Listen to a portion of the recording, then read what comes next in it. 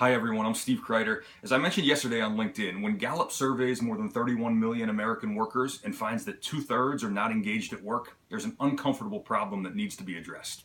7 years ago, I made a complete career 180, from a director and consultant in the sports and media world to the talent community. I wasn't engaged not just in my job, but in my career, and I've seen firsthand what really good and really poor employee engagement looks and feels like. To me, employee engagement is the intersection of education, experience, talent, and passion. Education, not just your formal education or degree, but what do you self-educate on? What are you interested in learning about and want to know? Experience. Hopefully throughout your career, you've been gaining experiences, both personally and professionally, that provide engagement and satisfaction. Talent. Studies show that as many as 9 out of 10 people at one point in their careers have been in roles that don't utilize their talents. Identify what those are, what you're good at, and double down on the strengths. And passion. What do you wake up every day on fire to do? The Loverboy song, Everybody's Working for the Weekend, great song, wrong message. You need to be greedy when it comes to your own engagement and happiness. Why accept doing something for 40, 50, 60 hours a week that doesn't bring you the same or more joy than the weekend does? Now notice what I didn't mention in that definition. Companies. Yes, companies, leaders, they certainly play a part in employee engagement, but when you read articles on the topic, they tend to focus almost exclusively on companies, leaders, managers, what they need to do to make us engaged.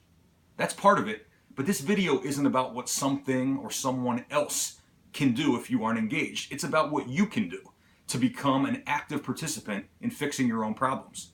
If a company treats you better, pays you more, lets you work from home, promotes you, brings you in on the mission, defines clear goals, none of that necessarily correlates to increased engagement. It may make you happier, maybe more satisfied, but true engagement is deeply personal. It's primarily about you and what you do every day. So if you're not engaged at work, you first have to ask yourself why, and be honest. If it's something your company or manager can do to remedy, by all means, go have that conversation with the appropriate people. But if it's something you can or need to fix, be tough enough to make the changes. It's a challenge to you as an employee to look within, define a course of action, and be a part of the solution. Some strategies to re-engage right now. Ask to take on new projects or challenges, ones that interest you and utilize your talents and strengths. Seek out mentors who can help and encourage your development. Network with your LinkedIn community. Meet someone you don't know. Make friends with like-minded people, people who have common goals and interests and values.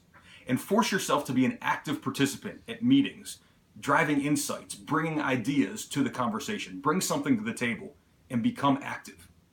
There are those who legitimately need to find a new job, a new career, a new company, but don't make job searching the gut reaction and throw the towel in before you've really identified the why and began taking steps to dig yourself out. It helps no one, and it keeps you in the same rut you're currently in. So companies, leaders, managers, yes, you play a role in our overall engagement. But as employees, only we know the reasons for our lack of engagement.